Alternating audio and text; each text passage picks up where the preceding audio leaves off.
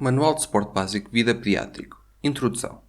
A criança tem particularidades anatómicas e fisiológicas que condicionam a etiologia da paragem cardiorrespiratória, pelo que é necessário adaptar os procedimentos de suporte básico de vida a essas características.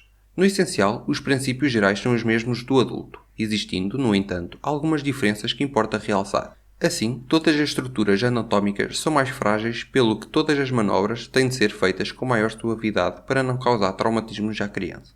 A criança está particularmente sujeita a situações de obstrução da via aérea, dado que a mesma é de menor diâmetro e colapsa com facilidade. Também a língua, de dimensões relativas maiores, mais facilmente causa a obstrução da via aérea. O metabolismo basal da criança também é diferente, tendo habitualmente frequências cardíacas e respiratórias mais elevadas, que ainda aumentam nas situações de insuficiência respiratória ou circulatória. No entanto, esta capacidade compensatória é limitada, pelo que frequências baixas são habitualmente sinal de esgotamento dos mecanismos de compensação e de paragem cardiorrespiratória iminente. A principal causa de PCR na idade pediátrica é a hipóxia, como resultado final de um processo de deterioração progressiva da função respiratória e, posteriormente, circulatória. Raramente é um evento súbito, ao contrário dos adultos, mas antes um processo progressivo refletindo o limite da capacidade do organismo compensar uma lesão ou doença subjacente. Por este facto, a prioridade na reanimação pediátrica e na permeabilização da via aérea é a oxigenação. As causas primárias de PCR de origem cardíaca são raras, embora também possam ocorrer. Se esta situação se revelar como muito provável, exemplo, situação de colapso súbito numa criança com patologia cardíaca, o prognóstico poderá estar dependente de uma desfibrilação precoce e nestas situações a ativação do Sistema Integrado de Emergência Médica através de uma chamada para o 112 deverá ser a prioridade. A principal causa do PCR na idade pediátrica é a hipóxia, como resultado final de um processo de deterioração progressiva da função respiratória e, posteriormente, circulatória. Por este facto, a prioridade na reanimação pediátrica é a permeabilização da via aérea e a oxigenação. Definição da idade. A definição da idade é crucial em pediatria. Neste manual, vamos abordar essencialmente duas faixas etárias, os lactentes e as crianças.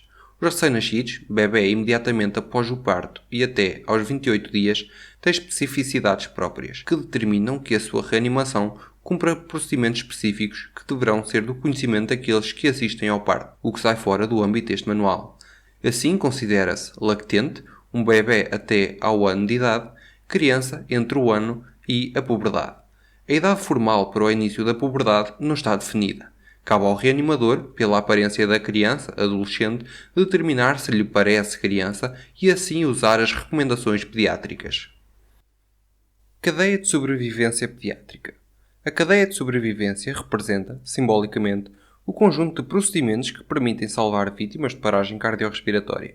Estes procedimentos sucedem-se de uma forma encadeada e constituem uma cadeia de atitudes em que cada elo articula o procedimento anterior com o seguinte.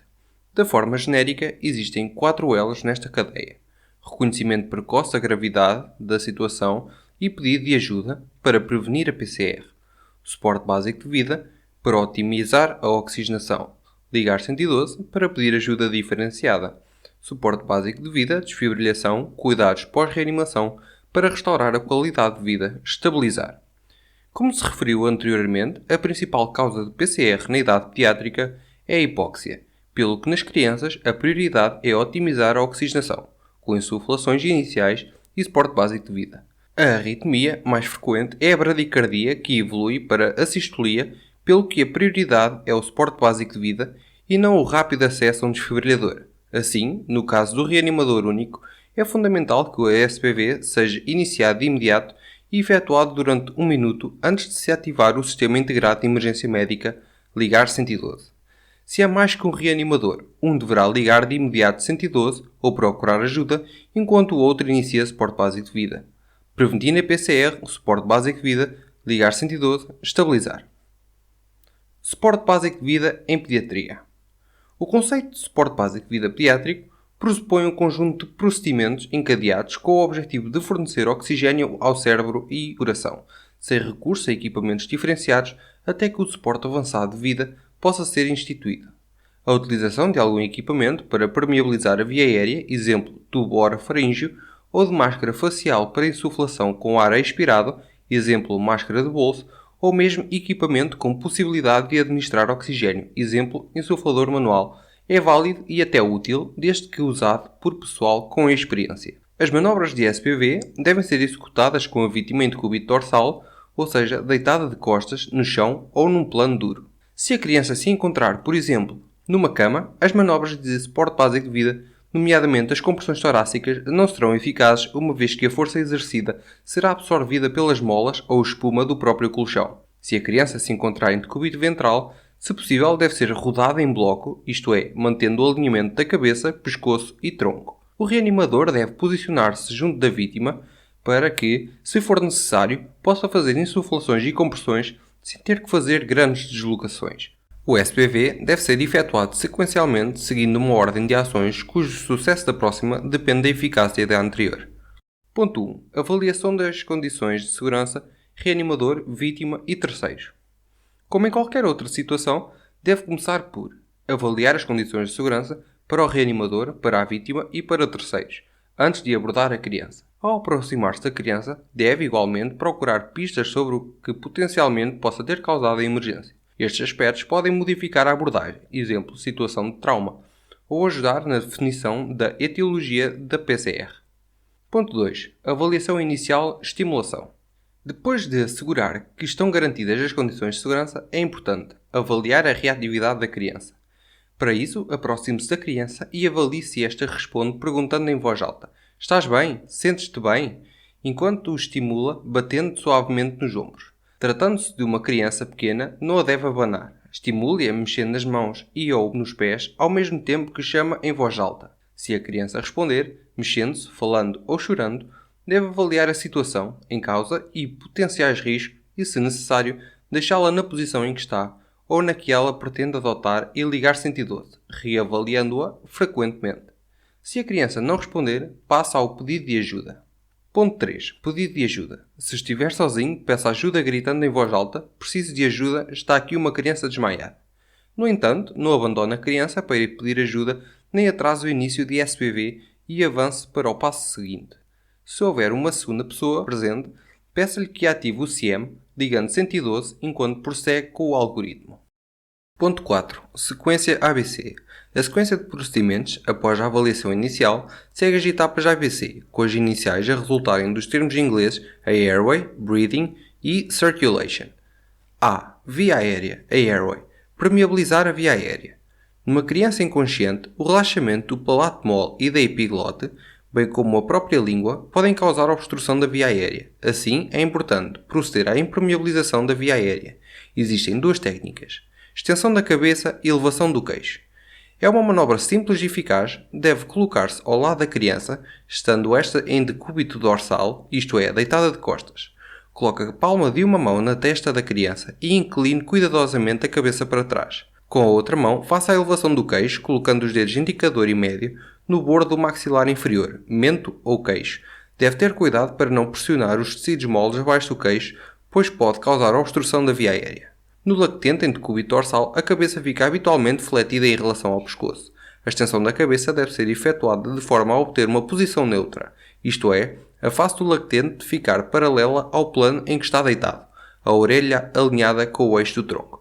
Pode ser útil nesta situação colocar uma elevação, toalha ou lençol, ao nível dos ombros, costas do bebê para conseguir esta posição. Nas crianças maiores, é necessária habitualmente uma maior extensão da cabeça. Subluxação da mandíbula. Esta manobra é a mais eficaz para a abertura da via aérea e é indicada nas situações em que há necessidade de imobilizar a coluna cervical por suspeita de trauma, ou se não estamos a ser eficazes com a técnica de extensão de cabeça e elevação do queixo.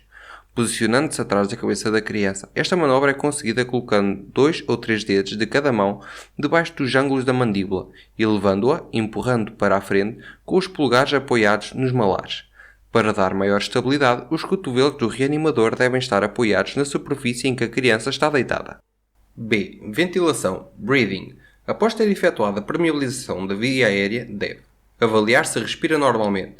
Para verificar este aspecto, a melhor técnica é ver, ouvir, sentir voz efetuada durante no máximo 10 segundos.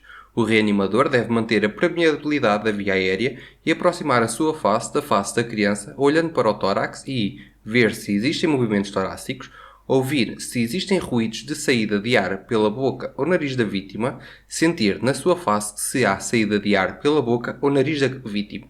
Se a criança respira normalmente e não há evidência de trauma, coloque-a em posição de recuperação. Se existe história de trauma, a lesão da coluna cervical deve ser considerada. Peça ajuda ligando 112 e reavalie periodicamente se mantém ventilação adequada. Se a criança não respira normalmente, mantenha a permeabilidade da via aérea, remova cuidadosamente qualquer obstrução óbvia e inicie a ventilação com ar expirado, efetuando 5 insuflações. O objetivo é fazer chegar aos pulmões da criança algum oxigênio. Ao executar as ventilações, verifique movimentos de deglutição ou tosse associados às insuflações. Esta resposta ou a sua ausência farão parte da avaliação de sinais de vida que será descrita mais adiante. Cada insuflação de ar deve ser lenta e feita durante 1 segundo, com um volume de ar suficiente para causar uma expansão torácica visível. Após cada insuflação, deve afastar a boca e manter a via aérea permeável para permitir a expiração e repetir o procedimento, voltando a encher o peito de ar antes de cada insuflação para melhorar o conteúdo de oxigênio no ar expirado que irá insuflar. Técnica de ventilação boca a boca-nariz. Esta é a técnica recomendada para lactentes. O reanimador deve manter a permeabilidade da via aérea, assegurando que a cabeça está em posição neutra. Após encher o peito de ar, adapta a sua boca à volta da boca e do nariz do lactente e insufla, como descrito anteriormente. Nas situações em que não consegue efetuar uma boa adaptação da boca à volta da boca e nariz, é igualmente adequado efetuar ventilações boca a boca ou boca-nariz. Em qualquer dos casos, as narinas ou a boca devem ser ocluídas para evitar a fuga de ar. Técnica de ventilação boca a boca. Na criança, a técnica de ventilação deve ser boca a boca. Neste caso, o reanimador deve adaptar a sua boca sobre a boca da criança, garantindo uma boa selagem. Com os dedos da mão que faz a extensão da cabeça, deve pinçar as narinas da criança para evitar fugas de ar insuflado. Mais uma vez, se reforça que não é a idade que determina a decisão de efetuar a ventilação boca a boca ou boca-nariz, mas efetivamente o tamanho da vítima. Se tiver dificuldades em conseguir insuflações eficazes, o reanimador deve rever a via aérea com reposicionamento da cabeça e garantir que há boa selagem antes de tentar a próxima insuflação. Se, apesar de correto procedimento, não conseguir adequada expansão torácica, deve ser considerada a possibilidade de obstrução da via aérea. Nesse caso, abra a boca da vítima e procure objetos visíveis. Se existirem, remova-os. Reposicione a cabeça de forma a permeabilizar adequadamente a via aérea, tentando outro método, exemplo, subluxação da mandíbula. Tente ventilar de novo, fazendo-o somente até 5 tentativas. C. Circulação, circulation. Após as 5 insuflações iniciais, o reanimador deve determinar se a criança tem circulação espontânea através da pesquisa de sinais de vida, movimento, tosse, respiração normal não agónica ou se necessita de compressões torácicas. A pesquisa de sinais de vida não deve demorar mais do que 10 segundos. Se estiver bem treinado, profissional de saúde com experiência, pode procurar palpar o pulso central enquanto pesquisa os outros sinais de vida, mas mesmo neste caso não se deve demorar mais do que 10 segundos nesta pesquisa. No lactente deve palpar o pulso braquial, na parte interna do braço, e na criança o pulso carotídeo. Em qualquer dos grupos pode palpar o pulso femoral. Em consequência desta avaliação, se a criança apresenta algum sinal de vida, mas não respira ou a respiração é inadequada, continue as insuflações com ar expirado numa frequência de 12 a 20 ciclos por minuto. Se estiver sozinho, deve ligar 112, levando, se possível, a criança consigo, de forma a manter as insuflações. Reavalie periodicamente e mantenha as insuflações até que a criança respire normalmente ou chegue a ajuda. Se a criança recuperar a respiração normal e não houver história de trauma, coloque-a em posição de recuperação. Se não houver sinais de vida, deve iniciar de imediato compressões torácicas, mantendo uma alternância de 15 compressões com 2 insuflações. O objetivo das compressões torácicas é, exercendo pressão sobre a parede anterior do tórax, conseguir um fluxo sanguíneo capaz de manter viáveis os órgãos vitais até ao retorno da circulação espontânea. As compressões torácicas, tanto nos lactentes como nas crianças, devem ser efetuadas sobre a metade inferior do externo, um dedo acima do apêndice xifoide, que, percorrendo cada uma das grelhas costais inferiores, se localiza onde as duas se encontram. As compressões devem ser realizadas de forma a causar uma depressão de aproximadamente 1/3 da altura do tórax, ou seja, pelo menos 4 cm no lactente e 5 cm na criança. a uma frequência de pelo menos 100 a 120 por minuto. Entre as compressões é fundamental que permitam a completa reexpansão torácica, aliviando totalmente a pressão exercida sobre o tórax, sem, no entanto, retirar as mãos ou os dedos do local das compressões. A qualidade das compressões é essencial no prognóstico da situação, pelo que devem ser feitas de forma rápida, com força suficiente e minimizando as interrupções. A relação compressão-insuflações em crianças é de 15/2. Compressões torácicas no lactente. Técnica dos 2 dedos. Esta é a técnica recomendada para que um reanimador único efetue compressões em lactentes.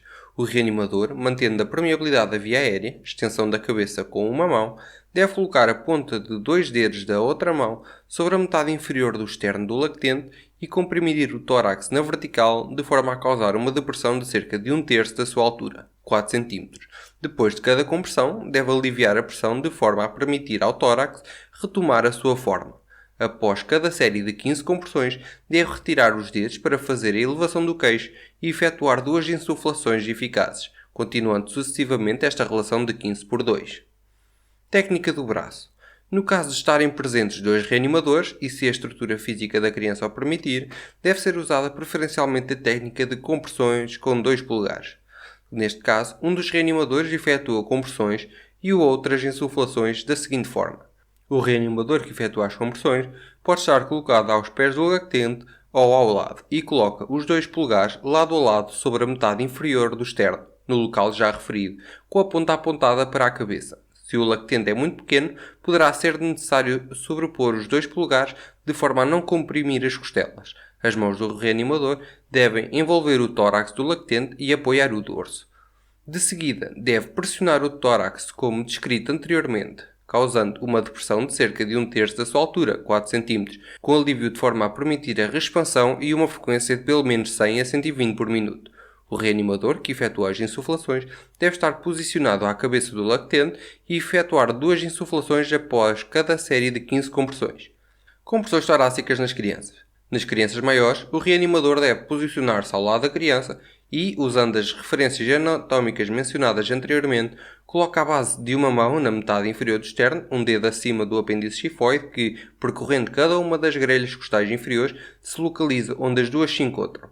Deve levantar os dedos de forma a que só a base da mão faça pressão para não comprimir as costelas. De seguida, mantendo o braço esticado sem fletir o cotovelo e de forma a que o ombro fique perpendicular ao ponto de apoio da mão, pressiona o tórax cerca de 1/3 da sua altura, 5 cm na criança, usando o peso do seu corpo. Após cada 15 compressões, o reanimador permeabiliza a via aérea e efetua 2 insuflações, mantendo a relação de 15/2 sucessivamente. Na fase de descompressão do tórax, deve aliviar a pressão sem retirar as mãos do externo. Não deve ser apenas a idade da criança a determinar a técnica de compressão a aplicar. Nas crianças maiores poderá ser necessário usar o mesmo método do adulto, ou seja, usando as 2 mãos entrelaçadas, a segunda mão colocada sobre a primeira com os dedos entrelaçados e afastados da parede torácica. Esta técnica pode ser utilizada quando o reanimador for pequeno. Nestes casos é usada também a relação de compressões de 15/2. Ponto 5. Ligar 112. Caso esteja presente apenas um reanimador, devem ser mantidas manobras de SBB durante 1 minuto, 5 ciclos da sequência de 15 compressões e 2 insuflações, e só depois, se estiver sozinho, deverá ligar 112. Quando ligar 112, deverá estar preparado para responder às questões onde, o quê, quem e como. Se estiver sozinho, pode ser utilizado um telemóvel em alta voz enquanto mantém o SBB. Se estiverem presentes 2 reanimadores, deve confirmar que o 112 foi ativado e manter SBB na mesma sequência de compressões e insuflações 15/2. Ponto 6. Reavaliação. Se, para ligar 112, tiver que se deslocar do sítio onde se encontra a criança lactente, mas esta for suficientemente pequena para ser transportada ao colo, deve levá-la consigo para manter manobras de SBB durante esse período de tempo. Após o pedido de ajuda para o 112, apenas deverá reavaliar o lactente ou a criança se, quando a deixou para pedir ajuda, ela apresentava sinais que, entretanto, pudessem ter deteriorado, com a existência de respiração normal ou outros sinais de vida. Caso contrário, deve reiniciar de imediato as compressões torácicas seguidas de ventilações.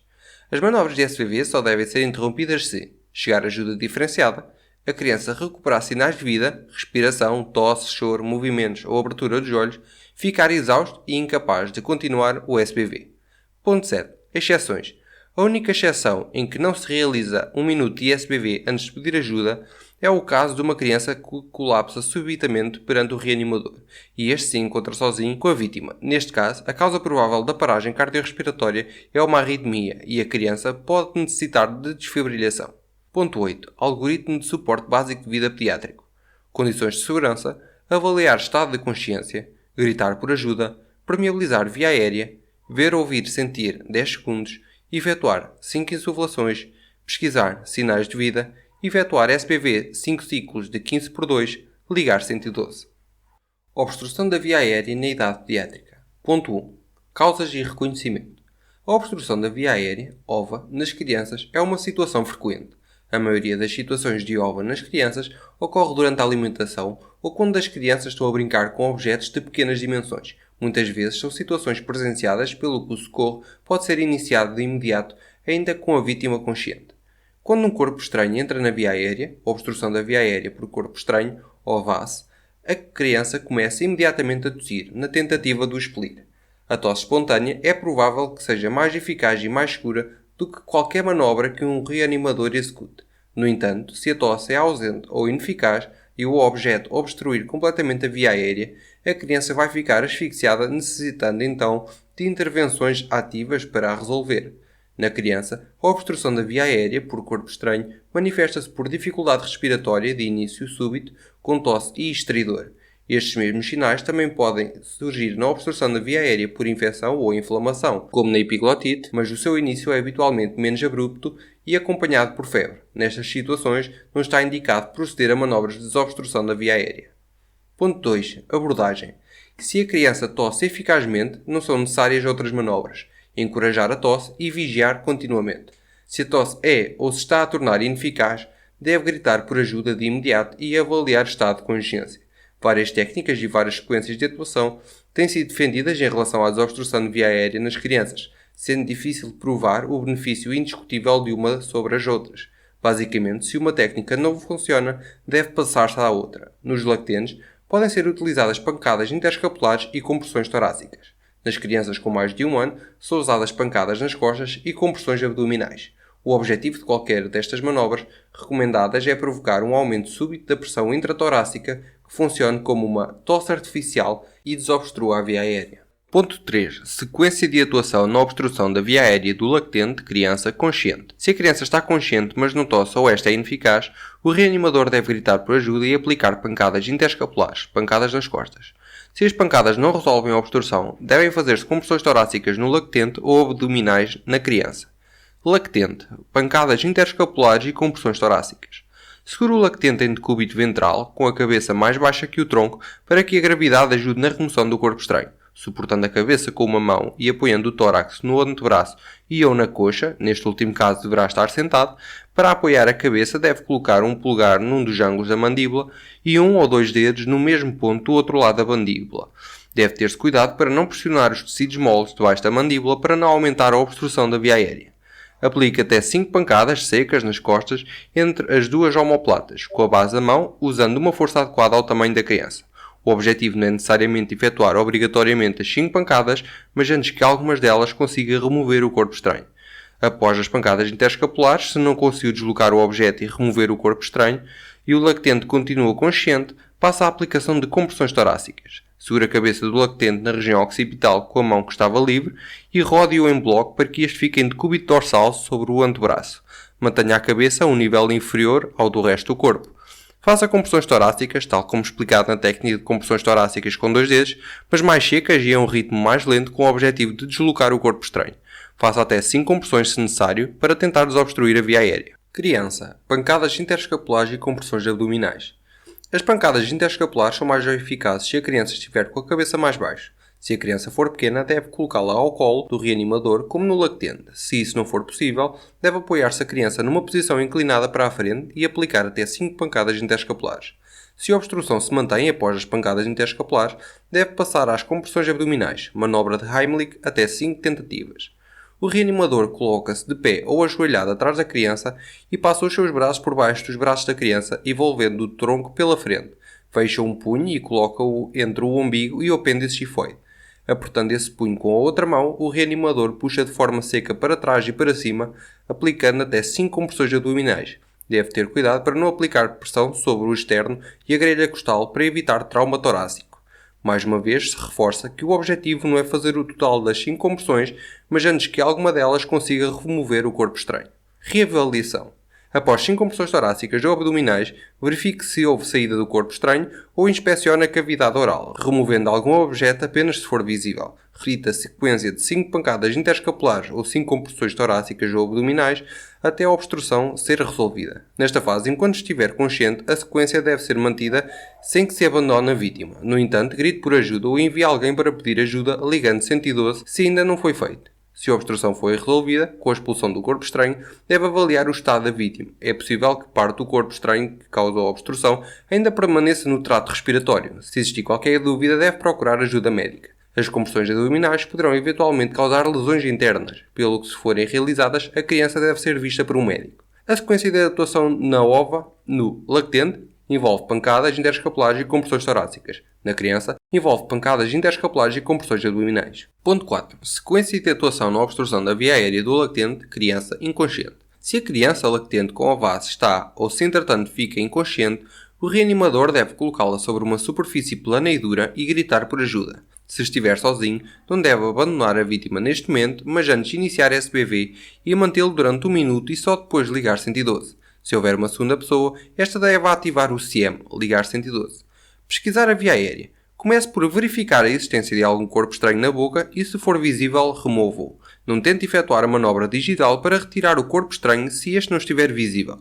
Nem repita este procedimento continuamente. Isso pode causar lesões ou impactar o objeto mais profundamente na faringe.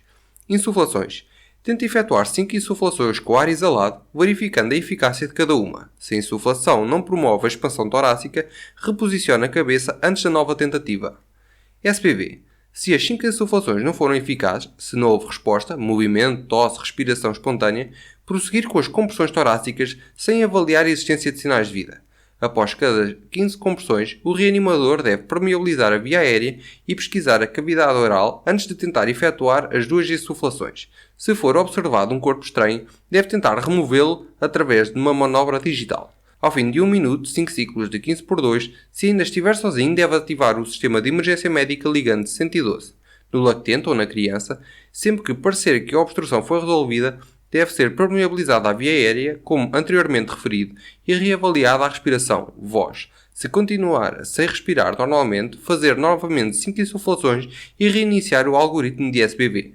Se a criança recuperar consciência e a sua respiração se tornar eficaz, deverá ser colocada na posição de recuperação, vigiando e reavaliando continuamente o nível de consciência e a respiração até à chegada da ajuda diferenciada. A sequência de atuação no OVA, no lactente de criança inconsciente, envolve pesquisar a via aérea, 5 insuflações iniciais, SBV durante 1 minuto, ligar 112.